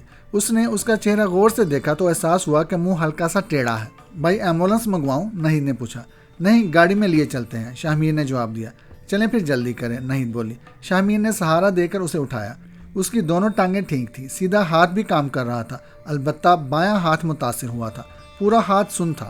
دونوں نے مل کر کشمالہ کو گاڑی میں بٹھایا۔ نہید کشمالہ کے ساتھ پیچھے بیٹھ گئی۔ اس نے کشمالہ کو اپنی گود میں لٹا لیا اور اس کے اوپر کمبل ڈال دیا۔ ایمرجنسی میں دکھانے کی وجہ سے نیورو سرجن نے اسے دیکھ لیا، ورنہ اس ڈاکٹر کا 3 ماہ پہلے وقت ملنا ممکن نہ تھا۔ ڈاکٹر نے اچھی طرح معائنہ کر کے فالج کے اٹیک کی تصدیق کر دی۔ اس نے دعائیں لکھ دی اور کہا کہ 1 انجیکشن روزانہ 10 دن تک لگے گا، ساتھ ہی تھراپی بھی ہوگی۔ امید ہے جلد ہی بہتری آ جائے گی۔ اس کا خیال تھا کہ کسی ٹینشن کی وجہ سے بلڈ پریشر ہائی ہوا ہے، مریضہ کو ٹینشن سے بچائیں۔ ڈاکٹر کو شاہ میر نے یہ نہ بتایا کہ یہ حملہ اس وقت ہوا جب گھر میں ٹینشن کے بجائے انتہائی خوشگوار ماحول تھا۔ رشتے ناطے کی بات چل رہی تھی کہ اس گردن کٹے الو نے یکسر صورتحال تبدیل کر دی۔ اگر ڈاکٹر کو گردن کٹے الو کے اچانک گرنے کی کتھا سنائی جاتی تو وہ شاہ میر کو کسی نفسیاتی اسپتال جانے کا مشورہ ضرور دے دیتا۔ دوسرے دن جب وہ ناشتے سے فارغ ہو کر اخبار دیکھ رہا تھا تو ریحان نجمی کا فون آ گیا۔ شاہ میر اور نہید دونوں نے چھٹی کر لی تھی۔ فون کی گھنٹی بجنے پر نہید نے فون اٹھایا تو ریحان نجمی نے اپنا نام بتا کر شاہ میر سے بات کرنے کی خواہش ظاہر کی۔ بھائی ریحان نجمی صاحب ہیں۔ وہ فوراً اخبار چھوڑ کر لانج میں موجود فون کی طرف بھاگا۔ اسے یاد آ گیا تھا کہ ریحان نجمی نے کتنی اہم بات بتانا تھی۔ جی سر، شاہ میر نے پرتجسس لہجے میں کہا۔ بھائی پہلے یہ بتائیں کشمالہ کا کیا حال ہے؟ دکھایا تھا ڈاکٹر کو؟ ریحان نجمی نے پوچھا۔ جی، میں اسے اسپتال لے گیا تھا، شاہ میر نے اسپتال کی تفصیل بتائی۔ چلو ٹھیک ہے، ڈاکٹر نے جو علاج بتایا ہے اسے جاری رکھو، ادھر ہم اپنا علاج جاری رکھتے ہیں، انشاءاللہ جلد ہی افاقہ ہو جائے گا، ریحان نجمی بولے۔ سر کچھ پتہ چلا اس تحریک کے پیچھے کس کا ہاتھ ہے؟ شاہ میر نے بے قراری سے پوچھا۔ شاہ میر، 2 نام آئے ہیں، سفلی کا عمل رنگا نے کیا ہے اور کروانے والی عذرا نام کی کوئی عورت ہے، ریحان نجمی نے انکشاف کیا۔ اوہ، اس انکشاف پر شاہ میر نے گہرا سانس لیا، وہ فکر مند ہو گیا تھا۔ رنگا اپنی موہنی کے قاتل کو کچا چبا کر جب رین بسیرا میں داخل ہوا تو اس پر سرشاری طاری تھی۔ رنگا جی آ گئے؟ ظفر مشتاق نے اسے دیکھتے ہی خوشی کا اظہار کیا۔ آ گیا یار، رنگا نے بڑے کمرے میں داخل ہوتے ہوئے کہا، اور پھر وہ اپنی محسوس جگہ پر کسی راجہ کی طرح تمکنت انداز میں بیٹھے ہوئے بولا، اور یار آج میں بہت خوش ہوں، بول کیا مانگتا ہے؟ اس کا شاہانہ انداز دیکھ کر ظفر کی زبان پر بے-اختیار آیا، مہاراج نورین مجھے انعام میں دے دیں، لیکن کوشش کے باوجود وہ اپنی اس خواہش کو زبان پر نہ لا سکا۔ جانتا تھا کہ یہ ہائے سنتے ہی وہ اس کی کھوپڑی میں سیسا بھر دے گا۔ تب اس نے مسکراتے ہوئے مصلحت آمیز انداز میں کہا، گرو میں کیا مانگوں، سبھی کچھ تو ہے میرے پاس، میں آپ کی خوشی میں خوش ہوں۔ چل یہ بھی اچھی بات ہے، رنگا نے نیم دراز ہوتے ہوئے کہا۔ سنے گا میں آج کیا کر کے آیا ہوں؟ رنگا جی سنوں گا، ضرور سنوں گا، ظفر نے اس کے قریب بیٹھتے ہوئے کہا۔ نورین کہاں ہے؟ اچانک رنگا کو نورین یاد آئی۔ کیا اسے نہیں معلوم کہ میں واپس آ گیا ہوں؟ رنگا جی میرا خیال ہے کہ وہ واش روم میں ہے، شاید نہا رہی ہیں۔ ظفر کو اچھی طرح معلوم تھا کہ نورین رنگا کے دروازہ بجاتے ہی اس کے پاس سے اٹھ کر چلی گئی تھی۔ یہ کہتے ہوئے آ گیا منحوس۔ چلو ٹھیک ہے، رنگا مسکراتے ہوئے بولا، اب تو میری کتھا سن۔ یہ کافی پرانی بات ہے، جب تیرا گرو نوجوان ہوا کرتا تھا اور خوبصورت بھی۔ یہ میری شکل تو سام کھانے کی وجہ سے بری ہو گئی ہے۔ ان دنوں میں اپنے گاؤں کی ایک گوری موہنی پر مرتا تھا۔ پھر رنگا نے ظفر کو موہنی سے عشق، اس سے شادی اور شہر منتقلی کی روداد سنائی۔ موہنی کو سام ڈسنے اور انتقام کی آگ میں جلنے، ایک سپیرے کی شاگردی کرنے اور مختلف لوگوں سے کالا علم سیکھنے، پھر عظما کی روح سے ملاقات اور اس قاتل سام کی نشاندہی کرنے کی داستان سنائی، اور پھر بدر پور پہنچ کر قاتل سام کو پکڑنے اور اس کے ٹکڑے کرنے کا واقعہ مزے لے لے کر سنایا۔ ظفر مشتاق نے پوری داستان بڑے انہماک سے سنی۔ آج اسے پہلی بار معلوم ہوا کہ رنگا کے عشق نے اسے کہاں سے کہاں پہنچا دیا تھا۔ ایک محبت برا دل کس طرح انتقام کی آگ میں جل کر کوئلہ ہو گیا، پتھر بن گیا۔ جا یار دیکھ نورین واش روم سے نکلی کہ نہیں، اسے کہو کہ میرے کچھ کھانے پینے کا بندوبست کرے، رنگا نے اپنی نشست پر پاؤں پھیلاتے کہا۔ بڑے زوروں کی بھوک لگی ہے۔ اچھا رنگا جی، ظفر مشتاق فوراً اٹھ گیا۔ وہ اندرونی دروازے سے باہر نکلا تو نورین اپنے لمبے ریشمی بال پکڑے پانی جاڑ رہی تھی۔ نورین بی بی آپ نہا لیں، ظفر نے قدرے بلند آواز میں کہا تاکہ رنگا تک اس کی آواز پہنچ جائے۔ رنگا جی کہہ رہے ہیں کہ انہیں کھانے پینے کے لیے کچھ چاہیے۔ نورین نے اس کی بات سن کر مکہ دکھایا اور پھر بڑے ملائم لہجے میں بڑی فرما برداری سے بولی، جی اچھا ظفر صاحب۔ ابھی ظفر مسکراتا ہوا کمرے کے دروازے کی طرف بڑھا ہی تھا کہ نورین کی انتہائی خوفناک چیخ سنائی دی۔ ظفر فوراً پلٹا تو نورین نے ہاتھ کے اشارے سے زمین کی طرف اشارہ کیا، یہ، اور جب ظفر نے یہ کی طرف دیکھا تو اس کے ہوش اڑ گئے۔ نورین بھاگتی ہوئی اپنے بیڈ روم میں چلی گئی اور اس نے درد سے دروازہ بند کر لیا۔ ظفر کے سامنے گردن کٹا ہوا الو پڑا ہوا تھا اور پنجے بندے ہونے کے باوجود بری طرح پھڑپڑا رہا تھا۔ الو کے دیکھتے ہی ظفر کمرے میں بھاگتا ہوا آیا۔ رنگا جی! نورین کی چیخ سنتے ہی رنگا بھی اپنی نشست سے اٹھ گیا تھا اور اب وہ دروازے کے سامنے تھا۔ اس نے نورین کی چیخ کے ساتھ ظفر کو گھبرائے ہوئے دیکھا تو غصے سے بولا، اوئے کیا مصیبت آ گئی؟ رنگا جی باہر آئے، وار الٹا ہو گیا۔ ظفر یہ کہہ کر فوراً باہر کی طرف پلٹا۔ اوئے کون سا وار الٹا ہو گیا؟ کچھ بتا تو۔ اور پھر جب رنگا آگے بڑھا تو اسے پھر کچھ بتانے کی ضرورت نہیں رہی۔ اس کے سامنے گردن کٹا الو زندگی کے آخری مرحلے میں تھا۔ اس کا کیا اس کے سامنے آ گیا تھا اور یہ بات اسے ششدر کرنے کے لیے کافی تھی۔ لیکن ایسا کس طرح ہو سکتا ہے؟ اس کا کیا ہوا وار آج تک پلٹ کر نہیں آیا تھا، لیکن پھڑکتے الو نے اس کے غرور کو مٹی میں ملا دیا تھا۔ ظفر گڑا کھود، رنگا نے حکم جاری کیا۔ جی اچھا۔ ظفر فوراً اینٹوں کے فرش کی طرف بڑھا۔ ٹھہر، یہ بتا گھر میں مٹی کا تیل ہے؟ رنگا نے اسے روک کر پوچھا۔ ہاں ہے، ظفر نے کہا۔ جلدی لا۔ رنگا اب تک الو کے پاس پہنچ چکا تھا۔ یہ نورین کہاں ہے؟ وہ اپنے کمرے کی طرف بھاگی تھی۔ انہیں دیکھ لیں، ظفر نے احتیاطاً کہا۔ بعد میں دیکھوں گا، پہلے اس مصیبت سے تو نہیں جات پاؤں۔ ظفر جلدی سے کچن سے مٹی کے تیل کی بڑی بوتل لے کر آ گیا۔ بولے رنگا جی کیا کرنا ہے؟ پوری بوتل اس کے اوپر ڈال دے، رنگا بولا۔ ظفر نے تیزی سے الو کو مٹی کے تیل سے نہلا دیا۔ مجھے ماچس دے اور تو جا کر گڑا کھود۔ یہ لیں رنگا جی۔ ظفر مشتاق نے رنگا کے ہاتھ میں ماچس تھماتے ہوئے کہا اور خود کونے میں پڑی بڑی سی کھرپی کی طرف بڑھ گیا۔ کھرپی اٹھا کر اس نے گڑا کھودنے کی جگہ منتخب کی اور پھر فرش سے ایک اینٹ نکال لی۔ پھر بہت تیزی سے اس نے کھرپی کے ذریعے کئی اینٹیں اکھاڑی اور گڑا کھودنے لگا۔ رنگا نے ماچس سے تیلی نکالی اور کچھ نامانوس لفظ بول کر تیلی ماچس پر رگڑی اور الو کو دکھا دی۔ دیکھتے ہی دیکھتے آگ بھڑکنے لگی۔ الو تیزی سے جلنے لگا۔ اوئے کیا ہوا؟ کھد گیا گڑا؟ رنگا نے جلتے الو کو دیکھتے ہوئے آواز لگائی۔ ہاں رنگا جی، گڑا تیار ہے، ظفر نے کھرپی تیزی سے چلاتے ہوئے جواب دیا۔ پھر کھرپی لے کر آ، رنگا زور سے بولا۔ اس کی آواز سنتے ہی ظفر تیزی سے اس کے پاس آ گیا اور بولا، جی رنگا جی۔ اسے کھرپی سے اٹھا اور گڑے میں ڈال کر مٹی ڈال دے۔ دفن کرنے سے پہلے جتنے ٹکڑے کیے جا سکیں کر دینا، رنگا نے ہدایت کی۔ ظفر مشتاق نے کھرپی سیدھی کر کے جلتے الو کو اس پر اٹھا لیا اور تیزی سے گڑے کی طرف بڑھا۔ گڑے میں ڈال کر اس نے اس پر مٹی ڈالنا شروع کر دی۔ اتنے میں رنگا بھی وہاں پہنچ گیا۔ اس نے اپنی نگرانی میں اسے دفن کروایا۔ گڑا برابر کروا کر اس نے اینٹیں رکھوائیں۔ پھر اسے نورین کا خیال آیا۔ وہ الو کو دیکھ کر دہشت زدہ ہو کر کمرے کی طرف بھاگی اور دروازہ بند کر لیا تھا۔ اس کا خیال آتے ہی وہ تیزی سے اپنے کمرے کی طرف بڑھا۔ اس کے خیال میں وہ خوف زدہ ہو کر کمرے میں بند ہو گئی تھی۔ وہ نہیں جانتا تھا کہ نورین بیڈ پر کس حالت میں پڑی تھی۔ اس نے ہینڈل گھما کر دروازے کو اندر کی طرف دھکا دیا، لیکن وہ نہ کھلا۔ تو اس نے دروازہ دڑا دڑا کر زور سے کہا، نورین دروازہ کھولو۔ پھر بھی کوئی جواب نہ آیا، نہ دروازہ کھلا۔ اتنے میں ظفر مشتاق بھی آ پہنچا۔ رنگا کو دروازے پر کھڑے دیکھ کر وہ خوف زدہ ہو گیا۔ وہ تشویش بھرے لہجے میں بولا، کیا ہوا گرو؟ یار نورین دروازہ نہیں کھول رہی، رنگا نے بتایا۔ ہیں، دروازہ اندر سے بند ہے؟ اس نے سوال کرتے ہوئے ہینڈل پر ہاتھ رکھا۔ ہینڈل گھوم گیا لیکن دروازہ نہیں کھلا۔ تب ظفر نے کی ہول سے اندر جھانکا۔ اسے نورین بیڈ پر لیٹی ہوئی نظر آئی۔ اس نے کی ہول سے نظر ہٹاتے ہوئے کہا، بیڈ پر لیٹی ہوئی ہیں؟ اوے بیڈ پر لیٹی ہوئی ہے تو اٹھتی کیوں نہیں؟ رنگا نے کہا۔ پھر بولا، کہیں بے ہوش تو نہیں ہو گئی؟ ظفر نے آواز لگا کر دروازہ بجایا، نورین بی بی دروازہ کھولیں۔ کوئی جواب آیا نہ دروازہ کھلا۔ ظفر نے ہینڈل گھمایا، پتہ نہیں اندر سے تالا بند ہے یا کنڈی لگی ہے۔ کنڈی لگی ہے، تالا لگا ہوتا تو اب تک کھل چکا ہوتا۔ رنگا نے ایک بار پھر تالا کھولنے کا عمل کیا لیکن نہ کھلا۔ میں پیچھے کھڑکی کی طرف جاتا ہوں، ہو سکتا ہے کھڑکی کا کوئی پٹ کھلا ہو۔ ہاں یار جلدی جا، ہو سکتا ہے کھڑکی کھلی ہو۔ میں تو کھڑکی کھلی ہی رکھتا ہوں، رنگا بولا۔ میں دیکھتا ہوں۔ ظفر بھاگا ہوا مکان کے عقب میں گیا۔ اس نے دیکھا کہ کھڑکی کھلی ہے۔ وہ اسٹول رکھ کر کھڑکی پر چڑھا اور اندر کود گیا۔ وہ تیزی سے نورین کے بیڈ کی طرف بڑھا۔ وہ اپنے ہوش و حواس میں نہ تھی۔ اس کے کندھے پر ہاتھ رکھ کر زور سے ہلایا، نورین نورین، لیکن جواب میں نورین بے سود پڑی رہی۔ اس نے آنکھیں بھی نہ کھولی۔ وہ گھبرا کر دروازے کی طرف بھاگا اور اندر سے لگی کنڈی کھول دی۔ کنڈی کھلنے کی آواز آتے ہی رنگا نے دروازے کو دھکا دیا اور بیڈ کی طرف بڑھا اور اس کا چہرہ دیکھتے ہی بولا، او یار یہ جپیٹ میں آ گئی۔ تب ظفر نے اس کا چہرہ غور سے دیکھا تو اسے اس کا منہ خاصا ٹیڑھا نظر آیا۔ ایک آنکھ بھی متاثر تھی۔ اس پر بائیں جانب حملہ ہوا تھا۔ بایاں ہاتھ مفلوج تھا۔ بائیں ٹانگ بھی جپیٹ میں آ گئی تھی۔ رنگا نے اسے بری طرح جھنجھوڑ دیا۔ تب نورین نے بمشکل آنکھ کھولی۔ اس نے ٹیڑھے منہ سے کچھ بولنا چاہا لیکن بات سمجھ میں نہ آئی۔ رنگا نے اس کی حالت دیکھ کر فوراً کسی برتن میں مٹی لانے کو کہا۔ ظفر نے ابھی جو گڑھا کھودا تھا اس کی ایک اینٹ ہٹا کر 2 مٹھی مٹی لے آیا۔ مٹی سے بڑا برتن لے کر رنگا نے واش روم میں جا کر جلدی اس نے مٹی میں پانی ملایا اور کچھ پڑھ کر اس کے چہرے اور بازو پر لیپ کر دیا۔ گھنٹے 1.5 کی پڑھائی سے بس اتنا ہوا کہ نورین ہوش میں آ گئی، لیکن اس کی حالت جوں کی توں رہی۔ تب ظفر نے ڈرتے مشورہ دیا، رنگا جی نورین بی بی کو ہسپتال نہ لے جائیں۔ اور نہیں یار، پریشان نہ ہو، ٹھیک ہو جائے گی، یہ ڈاکٹروں کا معاملہ نہیں۔ جی اچھا، ظفر نے بڑی سعادت مندی سے کہا۔ یار ایک بات میری سمجھ میں نہیں آ رہی، رنگا نے الجھن امیز انداز میں کہا۔ وہ کیا رنگا جی؟ ظفر سوال کرنے پر مجبور ہو گیا۔ یار کیا اس شہر میں کوئی اور رنگا بھی آ گیا ہے؟ رنگا نے عجب سوال کیا۔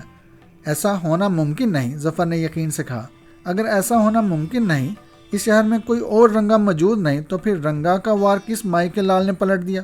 ظفر کوئی ہے ضرور، اس کا کھوج لگانا ہوگا، ورنہ ہماری عزت 2 کوڑی کی ہو کر رہ جائے گی، رنگا نے فکر مندی سے کہا۔ رنگا جی کھوج لگا لیں گے، آپ فکر مند نہ ہو، ظفر فوراً بولا۔ ظفر پہلے یہ کھوج لگا کہ ہمارے وار کا اثر کتنا ہوا۔ کیا تو نے کشمالہ کا گھر دیکھا ہے؟ کیا نام ہے اس کے شوہر کا؟ شاہ میر، ظفر نے بتایا۔ میں نے شاہ میر کا گھر دیکھا ہے، میں کوشش کرتا ہوں کہ کسی طرح کشمالہ کا حال معلوم ہو جائے۔ اب یہی چاہتے ہیں نا؟ شاباش، رنگا ظفر کا جواب سن کر خوش ہوا۔ بس پھر جلدی کر۔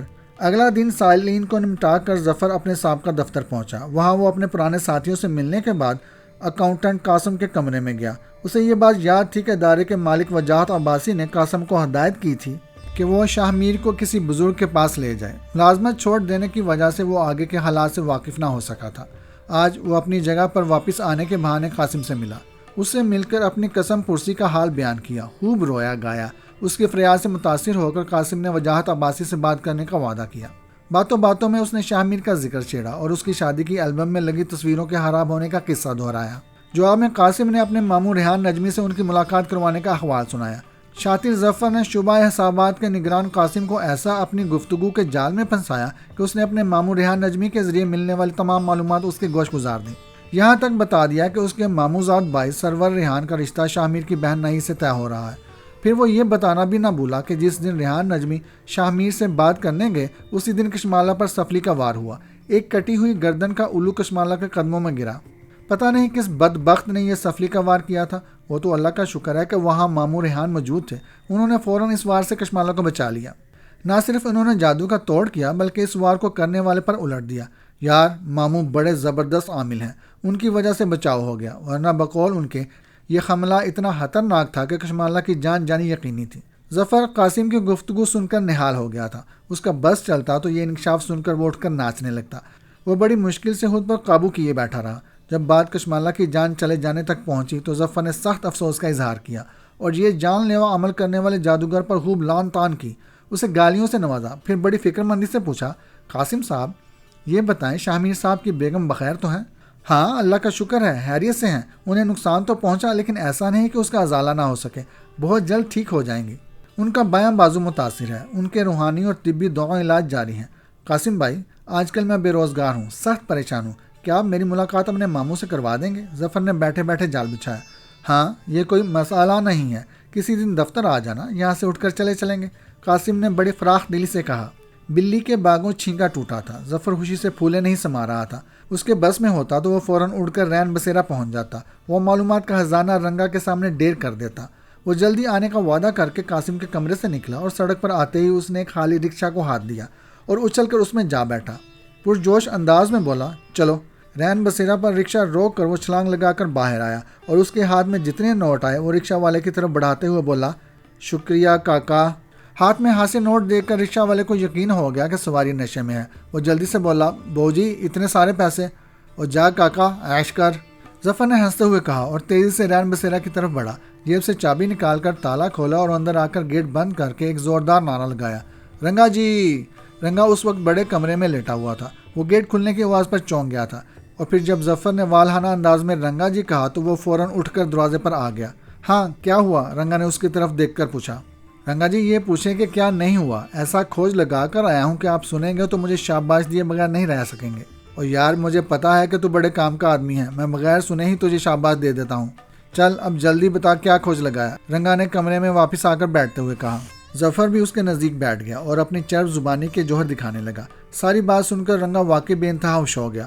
وہ فوراً اٹھ کر کھڑا ہوا اور اسے گلے سے لگاتے ہوئے بولا، اور یار تو نے تو واقعی کمال کر دیا. پہلے میرا ارادہ تھا کہ تجھے ساری چیزیں نہیں سکھاؤں گا، لیکن آج تجھ سے وعدہ کرتا ہوں میں تجھے ہر وہ چیز سکھا دوں گا جو مجھے آتی ہے، اور تو جانتا ہے کہ میں وعدے کا پکا ہوں. ظفر یہ سن کر نہال ہو گیا. وہ جانتا تھا کہ اس کام کا اس سے بڑا کوئی اور انعام نہیں ہو سکتا تھا. کشمالہ بہت تیزی سے روبہ صحت ہو گئی. یوں بھی وہ زیادہ متاثر نہیں ہوئی تھی. اس کا منہ برائے نام ٹیڑھا ہوا تھا. البتہ بایاں ہاتھ ضرور مفلوج ہوا تھا، لیکن دعا اور دعا دونوں نے مل کر اکسیر کا کام کیا تھا. ریحان نجمی نے کشمالہ کی صحت کی بحالی میں بڑا فعال کردار ادا کیا تھا. ان کی اس توجہ کے لیے کشمالہ اور شاہ میر دونوں ہی ممنون احسان تھے. حالت کی بہتری کے بعد ریحان نجمی اپنی فیملی اور بیٹے کے ساتھ شاہ میر کے گھر تشریف لے آئے.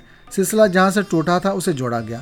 نہید اور سرور ریحان کو ایک دوسرے کو دیکھنے کا موقع دیا گیا، اور ریحان نجمی کی بیگم کلثوم نے کشمالہ کا ہاتھ پکڑ کر بڑی عاجزی سے نہید کا رشتہ اپنے بیٹے کے لیے مانگا. تب کشمالہ نے علیحدگی میں نہید سے بات کی. اسے کوئی اعتراض نہ تھا. اس نے کہا کہ بھائی میرا رشتہ جہاں چاہیں طے کر دیں، میں ان کی خوشی میں خوش ہوں. نہید سے بات کرنے کے بعد کشمالہ نے شاہ میر سے بات کی، اور اس نے کلثوم آنٹی اور نہید سے جو بات ہوئی وہ اس کے گوش گزار دی. اس رشتے کی منظوری میں اب کسی قسم کی کوئی رکاوٹ موجود نہ تھی. فوری طور پر جواب دیا جا سکتا تھا. شاہ میر کا خیال تھا کہ ابھی جواب دے دیا جائے. ارے نہیں، کشمالہ بولی، اچھا نہیں لگتا. ان سے جواب کے لیے 2-4 دن کا ٹائم لے لیا جائے. انہیں یہ معلوم تھوڑے ہی ہے کہ ہم نے نہید سے بات کر لی ہے. ان سے کہا جا سکتا ہے کہ لڑکی سے بات کر کے جواب دے دیں گے. ارے چھوڑو یار، کن تو کلفات میں پڑی ہو. رشتہ ابھی اوکے کر دیتے ہیں، مٹھائی منگوا لیتے ہیں. بہت دن ہو گئے مٹھائی کھائے. مٹھائی تو وہ لے کر آئے ہیں، کشمالہ نے ہنس کر کہا. بس پھر دیر کس بات کی، بسم اللہ، مٹھائی کھاتے ہیں. شاہ میر اٹھتے ہوئے بولا. پھر وہ کشمالہ کا ہاتھ پکڑ کر ڈرائنگ روم میں لے آیا، اور دروازے پر کھڑے ہو کر اس نے مہمانوں پر نظر ڈالی اور مسکراتے ہوئے اعلان کیا، جناب ہمیں یہ رشتہ منظور ہے، ہم سب کو مبارک ہو. ریحان نجمی نے کھڑے ہو کر شاہ میر کو گلے لگا کر کہا، میرا مان رکھنے کا شکریہ. اس دن شاہ میر فیکٹری پہنچا تو کمرے میں داخل ہوتے ہی اس کی سیکرٹری عارفہ کا فون آ گیا. سر، میں عارفہ بول رہی ہوں. جی عارفہ، سر ایک ارجنٹ خط آپ کو دینا چاہتی ہوں، آ جاؤں؟ ٹھیک ہے، آ جائیے. شاہ میر ریسیور رکھ کر ایک فائل دیکھنے لگا. 2 منٹ کے بعد عارفہ کمرے میں داخل ہوئی. شاہ میر نے ایک نظر اس کو دیکھا اور بولا، جی سر یہ ایک لفافہ کچھ دیر پہلے ایک صاحب دے گئے ہیں، کہہ رہے تھے کہ بہت ضروری خط ہے، آتے ہی شاہ میر صاحب کو دے دیں. عارفہ نے لفافہ اس کی طرف بڑھاتے ہوئے کہا. شاہ میر نے اس سے لفافہ لے کر بغور دیکھا. اس پر اس کا نام لکھا تھا. لفافے کے ایک کونے پر ارجنٹ اور ذاتی درج تھا. اوکے عارفہ. شاہ میر نے اسے واپس جانے کی اجازت دے دی. عارفہ کے جانے کے بعد اس نے لمبے لفافے کا کنارہ کینچی سے کاٹا اور لفافہ کھول کر اندر رکھا ہوا خط نکال لیا. خط کھول کر اس پر ایک نظر ڈالی تو خط کے اختتام پر لکھا ہوا تھا، صرف تمہاری. صرف تمہاری پڑھ کر اس نے بند دروازے کی طرف دیکھا جہاں سے ابھی عارفہ گئی تھی. 1 سیکنڈ کے 1000ویں حصے میں یہ خیال ذہن سے گزرا کہ کہیں یہ محبت نامہ عارفہ کی طرف سے تو نہیں. پھر جب پہلی سطر پر نظر گئی تو یہ خیال خام ٹھہرا، کیونکہ یہ خط کسی پیارے شمیم کو لکھا گیا تھا. پھر یہ اصل خط نہ تھا، اس کی نقل تھی. یہ ایک عشقیہ خط تھا، 8-10 سطری. اس خط میں بڑی شدت سے محبت کا اظہار کیا گیا تھا، اور دلچسپ بات یہ تھی کہ یہ اظہار ایک لڑکی کی طرف سے کیا گیا تھا. خط کو الٹ پلٹ کر دیکھنے اور 2-3 بار پڑھنے اور لفافے پر گہری نظر ڈالنے کے باوجود شاہ میر کے سمجھ میں نہ آیا کہ اس خط کا اس سے کیا تعلق ہے. عارفہ سے فون پر بات کرنے کے باوجود وہ اس شخص کے بارے میں کوئی خاص بات نہ بتا سکی، سوائے اس کے کہ وہ ایک جوان لڑکا تھا، اچھے لباس میں تھا. خط دینے کے بعد ایک لمحے کو بھی نہیں رکا، بس اتنا ہی کہا کہ یہ ارجنٹ خط ہے، شاہ میر کے آتے ہی ان کے حوالے کر دیا جائے. شاہ میر نے ایک لمحے کو سوچا کہ اس خط کو عارفہ کو پڑھوا دے، لیکن پھر وہ اس کے نفس مضمون کی وجہ سے رک گیا. اسے یہ لو لیٹر اسے پڑھوانا اچھا نہ لگا. پتہ نہیں وہ کیا سمجھے. اس نے وہ خط لفافے میں ڈال کر ایک طرف رکھ دیا اور اپنے کام میں مصروف ہو گیا. کوئی 1-1.5 گھنٹے کے بعد ٹیلی فون کی گھنٹی بجی. اس نے ریسیور اٹھا کر ہیلو کہا. شاہ میر صاحب بات کر رہے ہیں؟ ادھر سے پوچھا گیا. جی فرمائیے. شاہ میر بولا. میں ایک خط دے آیا تھا آپ کی سیکرٹری کو، وہ مل گیا؟ جی مل گیا، لیکن اس احمقانہ خط کا مجھ سے کیا تعلق؟ شاہ میر نے قدرے غصے سے کہا. اس سوال کا اس شخص نے جو جواب دیا اس نے شاہ میر کے تن بدن میں آگ لگا دی. یہ کہانی ابھی جاری ہے. اس خط کا شاہ میر سے کیا تعلق تھا جو کہ ایک لڑکی نے لکھا ہے؟ کیا نورین فالج اٹیک سے بچ جائے گی؟ ظفر مشتاق کے منصوبوں کا کیا ہوگا؟ یہ سب نیکسٹ ایپیسوڈ میں جانیے. شکریہ.